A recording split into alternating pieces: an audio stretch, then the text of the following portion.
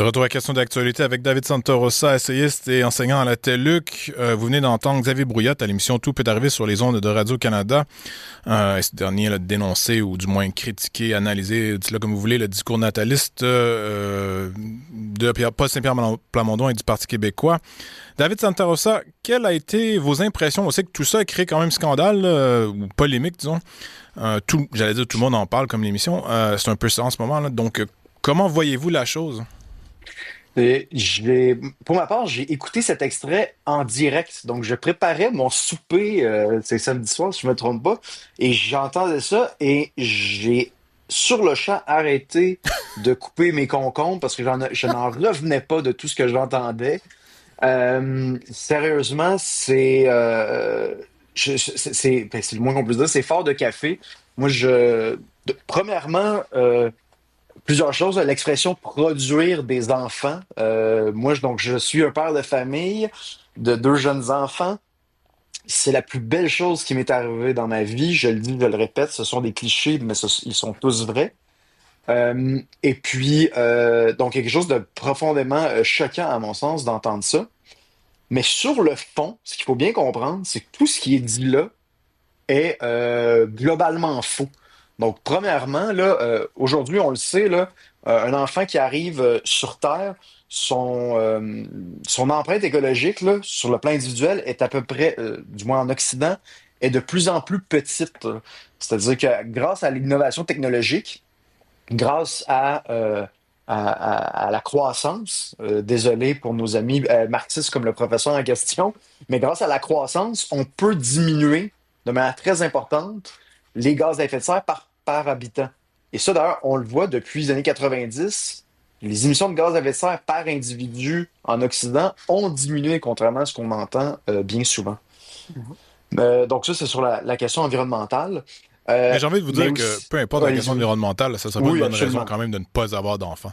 Vous avez Et absolument le raison. problème serait simplement de polluer moins, mais pas nécessairement d'avoir moins d'enfants. Même si, bien Mais, sûr, là, plus il y a de gens, entre guillemets, plus on pollue. On peut comprendre la mhm. logique relativement simple. Mais je veux dire, à une certaine époque, Oui. on avait énormément d'enfants, puis c'était pas un problème, là. On a juste à polluer moins, en gros. Vous avez absolument raison, c'est-à-dire que pour tout problème, il y a l'offre et la demande. Dans ma conception du monde, c'est impossible qu'on se dise, ouais, le problème, c'est qu'on crée trop d'enfants. Non, le problème, ça va toujours être notre gestion des déchets, notre gestion des gaz à effet de serre. C'est impossible que le problème, ce soit la question des enfants. L'enfant, c'est l'avenir. L'enfant, c'est la vie. Donc, à nouveau, comme je le dis, ce sont des clichés, mais ils sont tous vrais. Je défends chacun d'eux. Et j'ai eu énormément de plaisir à voir euh, Guillaume Rousseau? beaucoup Ah, pardon. Ouais. non, mais toute la classe politique s'opposait à un tel discours. J'en étais très, très heureux parce que justement, il faut à un certain moment mettre notre pied à terre et dire non, écoutez, la natalité, c'est un enjeu fondamental.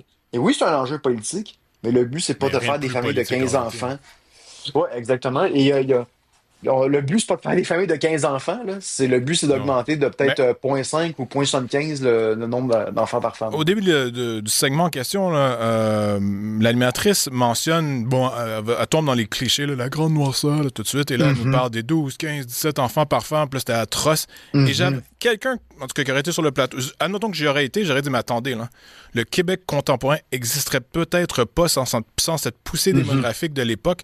On serait peut-être la moitié de la population qu'on serait aujourd'hui. Ça veut dire qu'on n'aurait plus de pouvoir politique, on n'aurait plus de poids. Même à l'époque, on peut critiquer l'Église pour certaines de ses errements, si on peut dire, mais il y avait une logique politique à tout ça, c'était de maintenir le fait français en Amérique de un par un certain poids démographique et maintenir une influence politique au sein d'un Canada qui s'anglicisait rapidement. Et donc, l'équilibre des pouvoirs se transférer à notre désavantage, si je peux dire, au sein de la Confédération. Et l'Église avait bien compris que le catholicisme en premier, mais que le fait français en Amérique, au Québec en particulier, même dans le reste du Canada, était particulièrement menacé par ces changements-là. Donc j'ai envie de dire, si elle fait de la radio en français aujourd'hui, c'est grâce à ça. Et il n'y a personne qui voulait le dire à l'émission.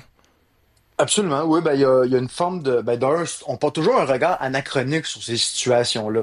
Ah, c'est Hein. fou, là. Donc, on s'imagine que l'homme et la femme de 2026, c'était la même chose que l'homme et la femme Ben oui. de 1875 au Québec, alors que non. Après ça, est-ce que l'Église a mis de la pression indûment? Ouais. Absolument. Mais oui, faut qu'il y ait une forme aussi de gratitude envers ces générations-là de Québécois qui se sont succédés, tout en reconnaissant, oui, le malheur qu'ils ont vécu, mais aussi le bonheur, là. C'est-à-dire que moi, mes deux mères ont été femmes au foyer, qui ont eu des familles de quatre enfants, et ils ont été très, très heureuses. Et si tu demandes aujourd'hui à ma grand-mère si elle a été heureuse dans sa vie, elle va dire absolument, puis la plus belle chose, c'est des enfants.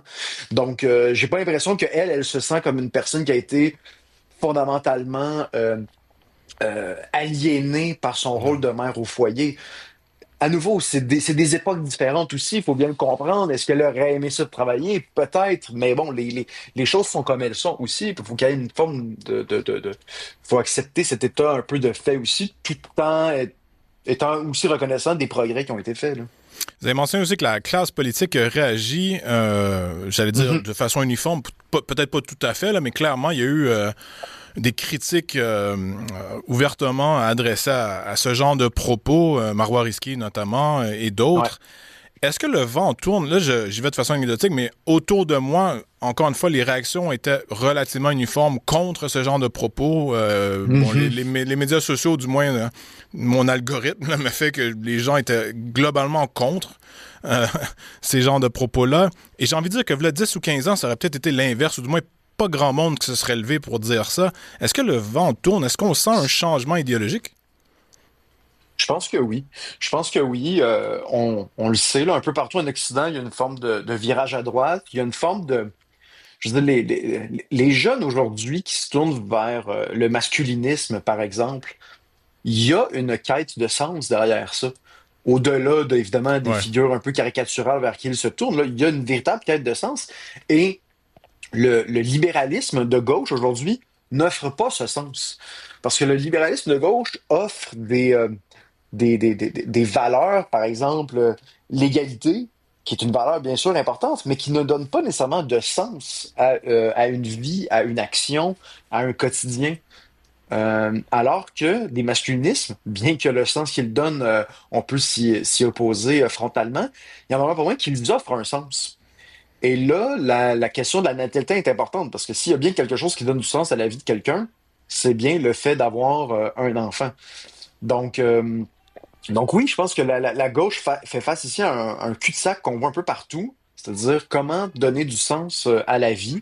Et si elle se met à s'opposer à la natalité comme ça et à prôner même la dénatalité, comme le disait Xavier Brouillard dans la chronique, Hmm. eh bien là, c'est franchement inquiétant pour leur avenir politique à eux, là.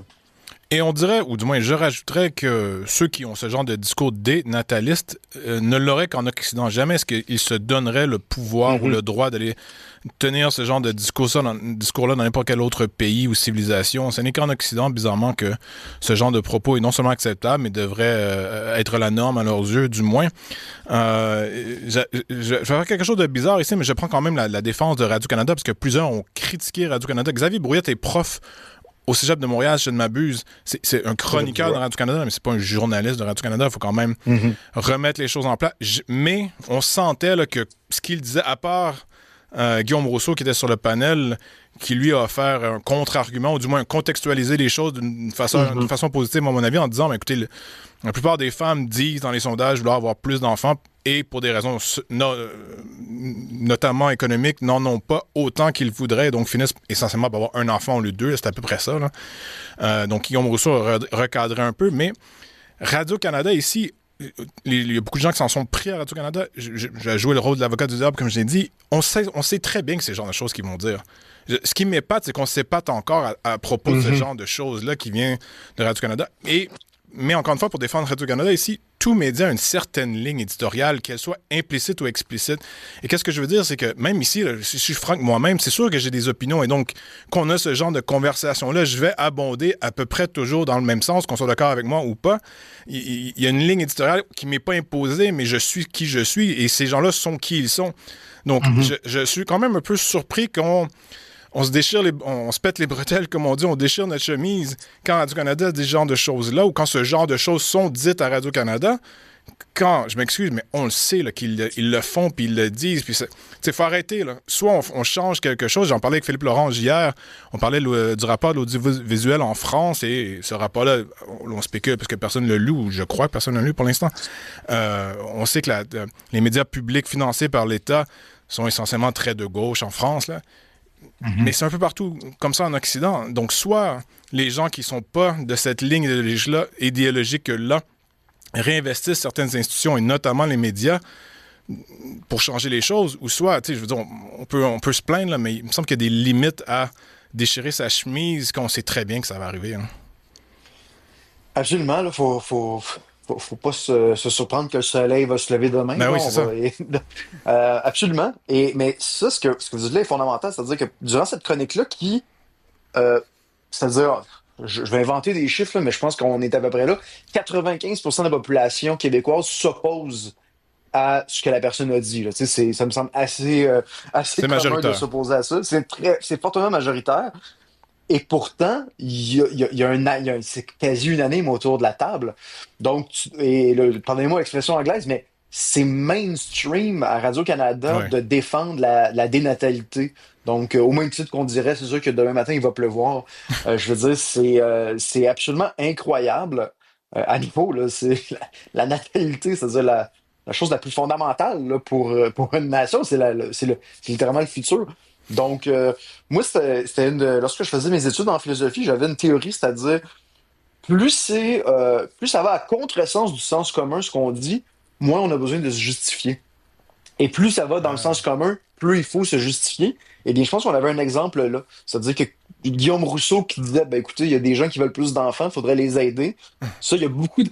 faut grandement justifier cette idée-là alors qu'elle relève du sens commun, alors que de défendre la dénatalité, d'évoquer la production d'enfants, le retour de la grande noirceur, eh bien ça, on n'aura aucune justification à donner. Là. Dans la même veine, là, le Jonathan le prof, qui est un Mhm. chroniqueur, si je ne me trompe pas, à Radio-Canada, a passé par l'émission Tout peut arriver lui aussi pour parler de son livre qui s'intitule Tout va bien, petit guide de survie mentale face au chaos mondial. Vous l'avez lu. Qu'en pensez-vous? Ouais, en fait, c'est pas un chroniqueur à Radio-Canada, c'est un influenceur sur les réseaux Ah, pardon, sociaux. oui, excusez. Donc oui, je l'ai lu. C'est quelqu'un qui a quand même 155 000 abonnés sur Facebook. Donc c'est quand même de quelqu'un qui est grandement suivi, notamment par les enseignants au secondaire, les enseignants d'histoire. Lui-même est un enseignant d'histoire. Et c'est assez intéressant. Premièrement, il était allé à l'émission de Marie-Louise Arsenault aussi. Et il n'a reçu absolument aucune critique, aucune question piège de la part de l'animatrice, un peu comme c'était le cas avec Xavier Brouillette. Et lorsqu'on lit son livre, ben, premièrement, ce qu'on se rend compte, c'est qu'il y a beaucoup, et là j'ai fait un petit travail de recherchiste qu'on pourrait aller voir sur ma page Facebook là, de David Santarossa, où je montre qu'il y a quelque chose comme, il y a au moins 11 citations de grands auteurs qui sont inventés de toutes pièces. Donc, Karl Marx, George Orwell, Victor Hugo, Ils sont donc tous inventés ces ou grands... approximatifs? Dans le sens, c'est pas exactement les mots utilisés par ces gens-là, mais ils le modifient un peu. Et en fait, souvent, dans plusieurs cas, ce sont des citations qui circulent sur Internet, mais qui sont totalement mal attribuées. Donc, dans Ah, certains cas, c'est pas du tout Karl Marx, par exemple, qui a dit la phrase en question.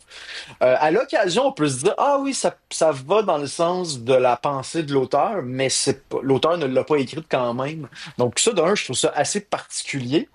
Mais aussi sur le fond de l'histoire, sur le fond du livre, lui, justement, il défend l'idée, et Marie-Louise Arsenault disait ça dans l'entrevue, que tout va bien, le titre de son livre est finalement un titre ironique et que en réalité, pour reprendre l'expression de Marie Arsenault, tout va mal tout le temps.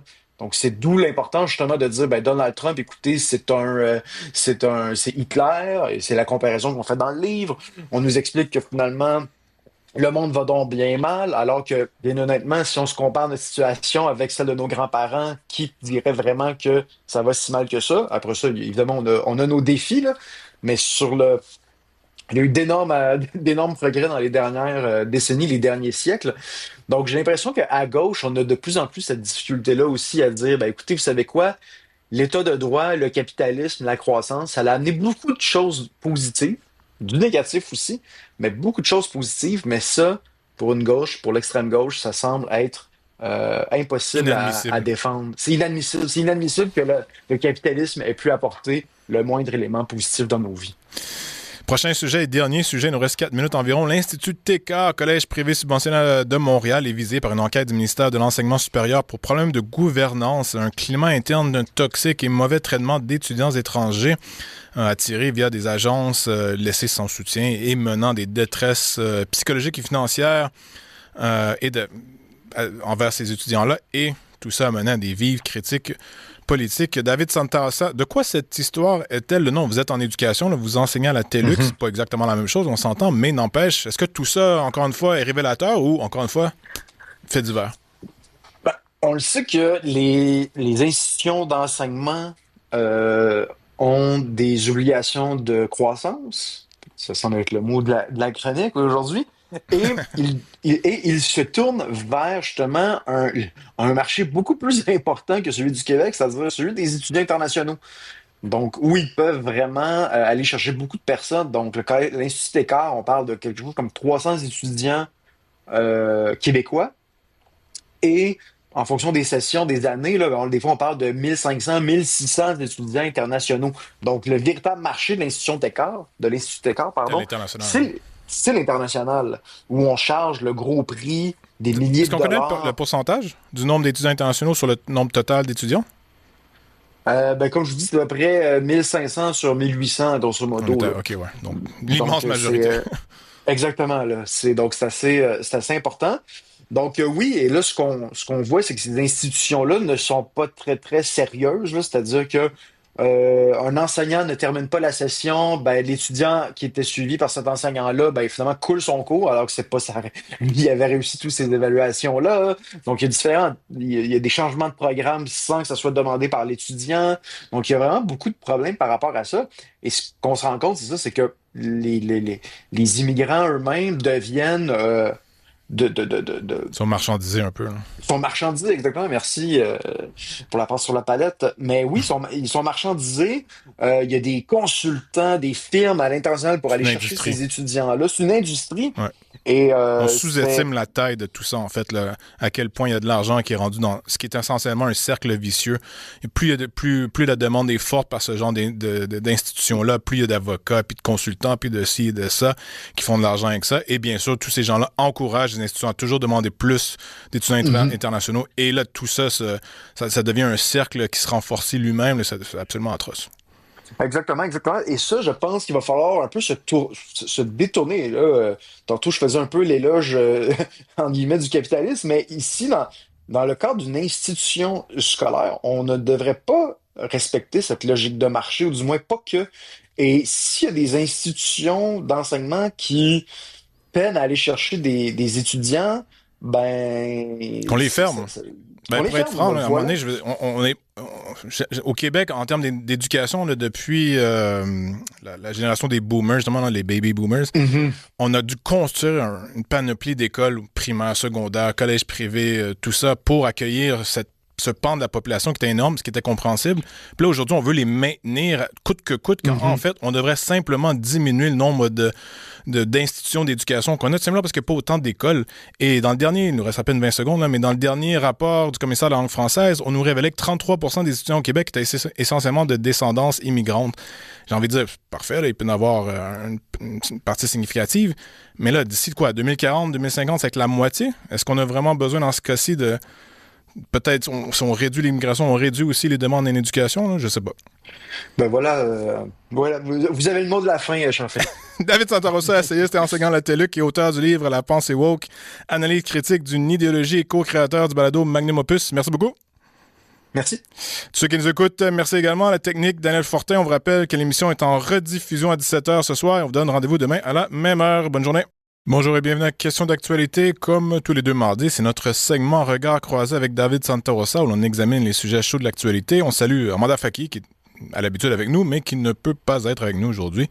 Donc on la salue. David Santarossa, essayiste et enseignant à la TELUC et auteur du livre La pensée woke, analyse critique d'une idéologie et co-créateur du balado Magnum Opus. Monsieur Santarossa, bonjour et re-bienvenue à l'émission.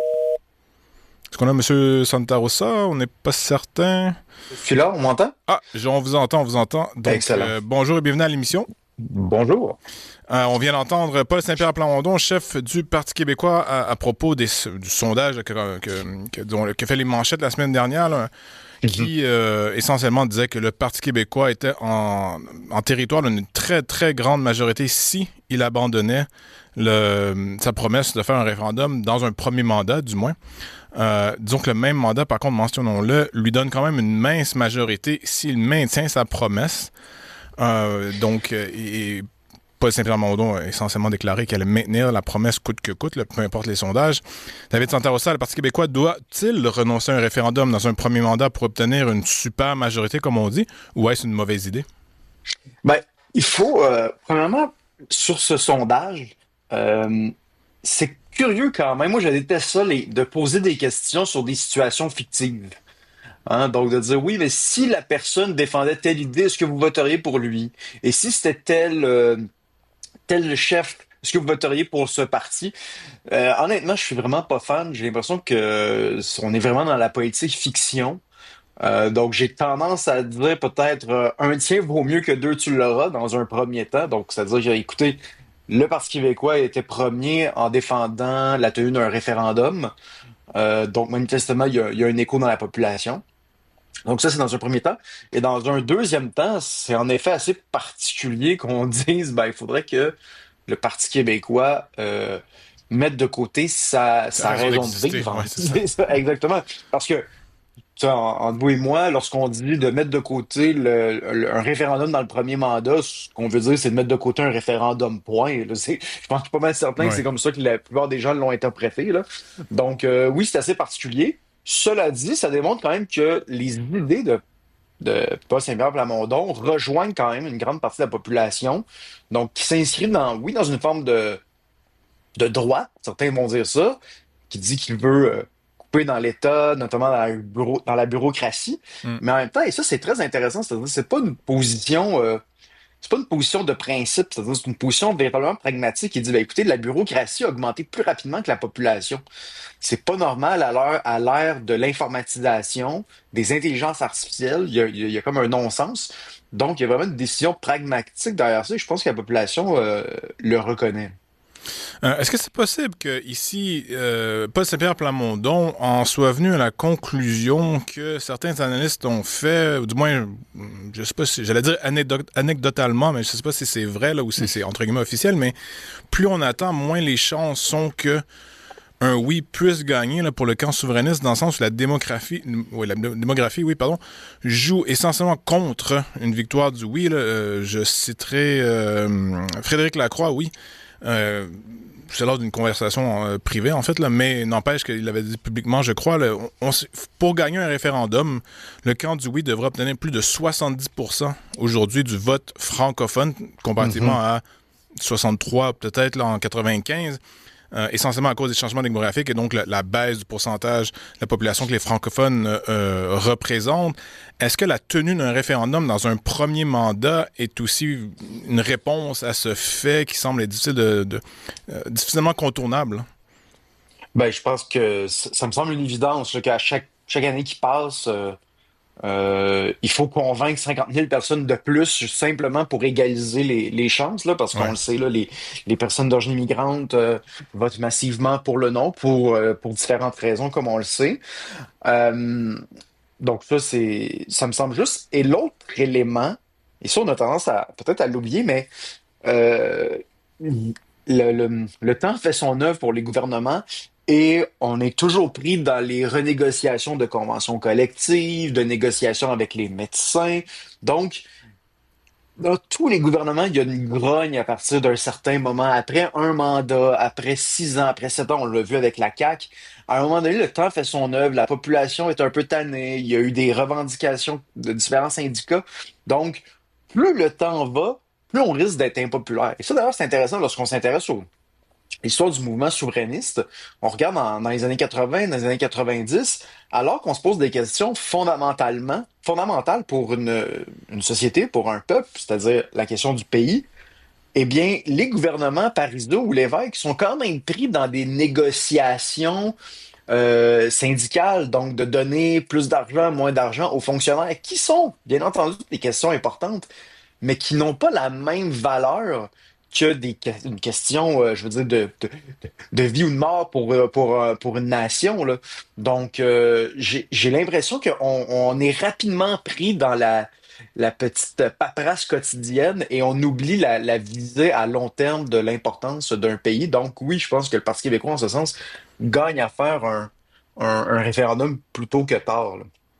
J'ajouterais que quand on parle aux militants, aux membres du Parti québécois, à ceux qui sont impliqués, je devrais dire, là, pas juste les gens qui votent pour le PQ, mais ceux qui sont impliqués dans la promotion du Parti québécois et bien sûr de l'indépendance qui va avec, là, donc les activistes et les militants, le débat est encore et toujours réel au sein même de ces gens-là, dans le sens où est-ce qu'il faut avoir un référendum plus tôt que tard lors d'un gouvernement du Parti québécois? Bien sûr, ça fait un certain temps que le PQ est pas au pouvoir, mais la question se pose quand même à l'interne pour des questions tactiques, j'ai l'impression, à savoir est-ce qu'on a un référendum dans les 12 ou 18 premiers mois d'un gouvernement péquiste ou est-ce qu'on attend vers la fin ou est-ce qu'on attend même un deuxième mandat? Il y a quand même des questions, j'allais dire, tactiques réelles ici. Si vous étiez Paul Saint-Pierre Plamondon et si vous avez à décider, là, est-ce que le référendum, admettons que vous avez une majorité, admettons, là, est-ce qu'on fait un référendum entre 12 et 24 mois ou on attend un deuxième mandat ou même la fin du premier mandat? J'irai avec le 24 mois, je vais Hmm. couper la poire en deux, parce il doit y avoir une préparation pour ce référendum-là. Il doit y avoir des gestes d'opposition avec le fédéral. Il doit y avoir une construction, un récit qui se crée quand même autour de ça. Euh, le défunt Frédéric Bastien, Hmm. feu Frédéric Bastien, était très fort pour ça, pour créer des situations où l'opposition entre le fédéral et le provincial est manifeste. Et puis, je pense qu'on doit renouer avec cette stratégie-là. Donc, pour créer dans l'esprit des gens, de dire, voyez-vous, il y a des oppositions claires sur plusieurs enjeux. On a parlé de l'immigration, on a parlé de la laïcité, on pourrait parler des finances publiques, à mon sens, de plus en plus. Mhm. Euh, et donc, il faut qu'il y ait ce travail. Je n'aime pas le terme d'éducation, mais du moins un travail de sensibilisation et de mise en récit du référendum. Donc, il me semble qu'une horizon de 2 ans me semble intéressant de ce point de vue-là. Ça permettrait la tactique ou la stratégie, appelez ça comme vous voulez, de la fracture, dans le sens où on multiplie les fractures avec le fédéral, où on Mhm, démontre que j'allais dire, l'avenir québécois est incompatible avec l'avenir canadien, admettons, là. Et donc, mhm. après, on entre, j'imagine, dans une période référendaire. Là, il y a certainement des gens au PQ qui ont pensé. J'ai une dernière question, par contre, et celle-ci me chicote un peu. L'esprit dans le sens où, si je comprends bien, il y a des gens, une partie significative de l'électorat, qui voteraient pour le Parti québécois, mais ne voudraient pas d'un référendum. C'est comme Mhm. si une partie de l'électorat assez importante là, qui ne voterait pas pour la CAQ ni pour le Parti libéral, voterait donc pour le Parti québécois, mais ne voudrait pas le point le plus important de ce parti-là. Donc, pourquoi ne pas voter CAQ ou à la limite peut-être même PLQ ou QS, là, qui sait? Mais pourquoi c'est... J'ai de la difficulté à m'expliquer exactement pourquoi ces gens-là voteraient pour le PQ, mais pas pour un référendum, ou ne veulent pas d'un référendum. Je pense que la raison est plus simple qu'on pense. Pour beaucoup de gens, il y a beaucoup de gens qui ne sont pas politisés ou très peu politisés. Donc, Hmm. qui ne savent peut-être même pas que le Parti québécois propose un référendum. J'ai tendance à penser que nous vivons un peu dans une bulle parfois et que nous, on prend au sérieux beaucoup de sujets politiques, alors que pour bien des gens, pour des bonnes raisons et de mauvaises raisons, ils s'intéressent peu à la politique, donc ils se tiennent loin de ça. Donc, je vois difficilement comment on peut avoir des exigences de cohérence pour des gens qui ne Ouais. s'intéressent pas à la politique, là. Ça serait ma réponse peut-être un peu plate. Mais qui est tout de même assez véridique dans le sens où pour les gens qui s'y Ouais. intéressent puis les gens qui suivent la politique pour une raison X, Y ou Z, on réalise pas, on oublie en fait que la majorité des gens, pour eux, là, c'est un Mhm. bruit de fond, la politique. Là, c'est pas quelque chose auquel ils portent nécessairement Ben, très attention. Là. on se rappellera que les taux de participation oscillent autour du 60%. Donc, ce qui est très bas. Et ça, faut bien comprendre que pourquoi les jeunes ne vont pas voter, c'est parce que la politique ne les intéresse pas. Donc, ça veut dire que toutes les personnes qu'on connaît qui s'intéressent à la politique vont voter, bien sûr. Donc, Ouais. et il y a un de mes amis qui enseigne au cégep et qui dit à la blague, si vous ne vous intéressez pas à la politique, n'allez surtout pas voter. Votre vote n'est pas éclairé. Vous n'êtes pas informé sur les différents partis. Donc, n'y allez pas. Je vous déconseille d'y aller. Il le dit un peu à la blague, mais il y a un fond de vérité en ce sens que mais si les gens ne vont pas voter, c'est une des raisons, c'est parce qu'ils ne s'intéressent pas à la politique, là. Tout à fait. Deuxième sujet, tentative d'assassinat, le troisième essentiellement. La troisième tentative, oui, pardon, de Donald Mhm. Trump. Je vous pose une question assez simple, mais est-ce que c'est anecdotique, dans le sens où, encore une fois, il y a quelqu'un qui essaie de l'assassiner, ou du moins assassiner des membres de l'administration, ou tout ça démontre, est plutôt un épiphénomène d'un courant de fond, une espèce de, j'appelle un mouvement de rébellion de fond qui génère des Brutus à la chaîne ici, là. Donc, est-ce qu'on devrait y voir quelque chose ou en fait c'est simplement une manchette intéressante mais rien de plus? Ah, ben, je pense que rendu là, il y a quand même un mouvement ben, non, mouvement de fond, exagérons pas, mais ce n'est plus une anecdote lorsque l'anecdote se répète. Il y a vraiment une violence à l'extrême gauche, comme à l'extrême droite. Et ça, d'ailleurs, je le vois dans les médias à l'heure actuelle où on fait le décompte de la violence faite par l'extrême gauche versus la violence faite à l'extrême droite. Et là, on s'obstine sur le décompte de ah oui, mais on n'a pas inclus telle attaque, mais on a inclus telle autre. Et il y a cette logique comptable à laquelle je n'adhère absolument pas. C'est-à-dire que lorsqu'on vit dans une démocratie, on doit critiquer le plus fortement possible la violence politique, d'où qu'elle vienne.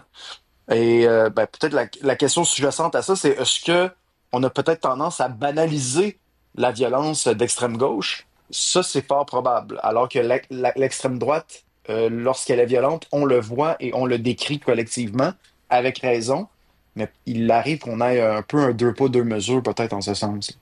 Ben, dans ce cas-ci, j'ai l'impression que oui, on banalise cette violence parce qu'elle vient contre Trump, là, qu'elle vienne de l'extrême gauche ou tout autre Mhm. horizon politique. Mais c'est surtout que Trump, là je spécule, ou du moins je théorise, c'est ma théorie si on peut dire, depuis son élection en 2016, là, c'est moins pire, je dirais, dans les dernières années, mais en 2016 en particulier, ceux qui avaient suivi la chose auront peut-être remarqué qu'en particulier dans les médias américains, et même canadiens, là, c'était devenu la folie furieuse un peu partout. On appelait ouvertement à la rébellion, quasiment à la violence, au renversement de ce qui était à leurs yeux un dictateur, une espèce de nouveau Jules César, là, comme c'est pour ça que j'ai mentionné Brutus avant, hein. Et donc, on légitimait essentiellement la violence et peut-être même l'assassinat de Trump. Et comme de fait, il y en a eu plusieurs depuis. Et on a créé un environnement dans lequel tout ça devenait possible et légitime. Mhm. Et là, je crois par contre que on oublie une grande vérité de la démocratie, c'est que la démocratie et le débat public, aussi violent peut-il être verbalement parlant, est là pour remplacer la violence, la violence réelle, la violence physique au sein du champ politique, au sein de la cité, comme certains diraient. Et là, ce qu'on fait en ce moment, c'est qu'on a ramené la violence au cœur de la politique, au cœur de la cité. Et là, ça remplace le débat qui est devenu un peu stérile, pour être franc. Et ça, je l'observe, je l'encourage. Je ne suis pas nécessairement en faveur ou contre, mais je l'observe. La politique est revenue au cœur de la violence est revenue au cœur de la politique, au cœur de la cité. Et là, je ne sais plus comment on en sort. Et le fait j'allais dire, on légitimise, ou du moins on ne condamne pas de façon véhémente ce genre ben pas ce genre, mais ces tentatives d'assassinat. Et je remonte à la première pendant les dernières élections, là, pendant la dernière campagne aux États-Unis, quand ça a presque réussi. Là, il passait à quoi, 2 pouces de réussir, ou 1 pouce là, à peu près.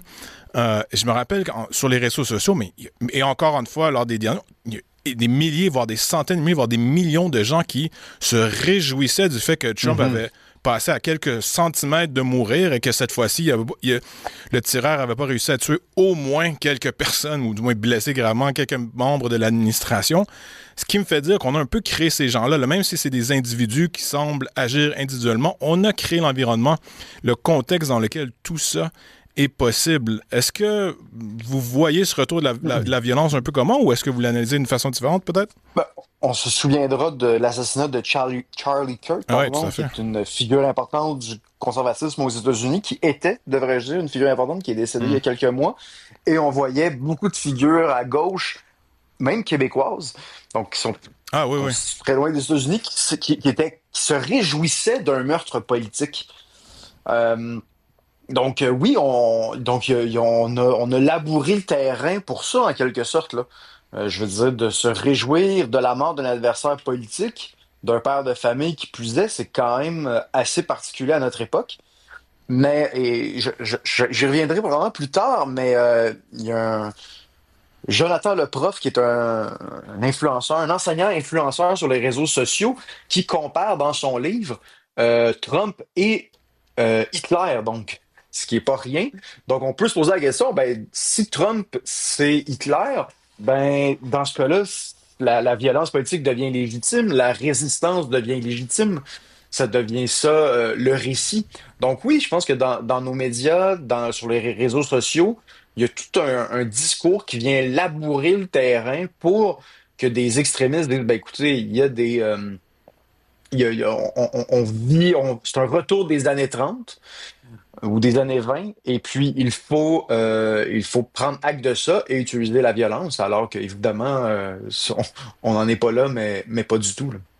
Je vais vous poser une question hypothétique, mais qui me semble pertinente ici. Aurions-nous banalisé peut-être fort comme terme, mais aurions-nous été, disons, aurions-nous traité la chose de façon presque anecdotique ou du moins comme étant un fait divers ou presque ici, si ça aurait été Obama qui aurait passé à quelques centimètres lors de sa présidence, là, bien sûr, de se faire assassiner, on va dire par un extrémiste à droite ou même extrémiste blanc dans le sens racial, si Obama aurait fait faire. Est-ce qu'on aurait. Ça aurait duré en gros 24-48 heures dans les médias, puis après on aurait passé à autre chose, ou à l'inverse, on aurait eu un On, déversement là, de propagande, ben propagande, ou du moins une réponse beaucoup plus forte. on aurait eu une réponse beaucoup plus forte, ça me semble assez évident, surtout s'il y avait une connotation raciale due à l'histoire des États-Unis. Mais oui, je veux dire, c'est quand même assez connu, là, je n'invente pas ça, que dans le journalisme, il y a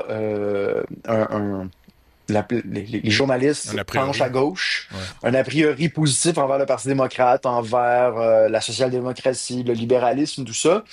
Donc, ça me semble assez évident. Et là, c'est pas un appel au complot ici, là, c'est Non. simplement un état de fait, là, c'est assez bien documenté. Donc, qu'on déchirait beaucoup plus notre chemise dans cette situation-là. Et c'est ça qui est toujours intéressant, c'est-à-dire que on aurait raison de le faire. Le problème, c'est le deux poids, deux mesures. Il est là le problème. C'est-à-dire on aurait raison de décrire une situation là, hypothétique que vous décrivez, Mhm. mais là, dans le cas de Donald Trump, on en a à peu près pas parlé, alors que, évidemment, ça, c'est de la violence politique. Ce n'est pas banal. Il n'y a pas eu d'enquête sur la radicalisation de la personne sur les réseaux sociaux, comme on le voit dès qu'il y a un extrémiste de droite. On l'avait vu, par exemple, avec Alexandre Bissonnette, qui avait fait la tuerie à la mosquée Oui. à Québec. Donc, il y avait eu beaucoup d'enquêtes sur la droite conservatrice sur les réseaux sociaux. Et à nouveau, ben, on a en partie raison de faire ce travail-là d'enquête, mais de l'autre côté, ce travail-là est à peu près pas fait. Il n'y a pas de suivi. On a très peu d'informations sur les autres personnes qui ont fait des tentatives de meurtre sur Donald Trump. C'est vraiment des sujets qui sont enterrés, là. Tout à fait. David Sotarosa, il nous reste 30 secondes. Est-ce que ce genre de violence pourrait arriver au Canada? Ça pourrait, je vois. En fait, c'est arrivé dans le cadre du Québec. On se C'est rappellera vrai. de Richard Henry Bain Ouais. avec le Parti québécois en 2012. 12? C'est bien Ouais. ça, ouais. Parfait. David Santorosa, restez avec nous. On revient après la pause. On parlait de Xavier Bouillette, oui, pardon, à Radio-Canada et ses propos, ainsi que, c'était quoi déjà l'autre? Ah oui, l'Institut Écart et le scandale là, qui fait les manchettes en ce moment. Restez avec nous.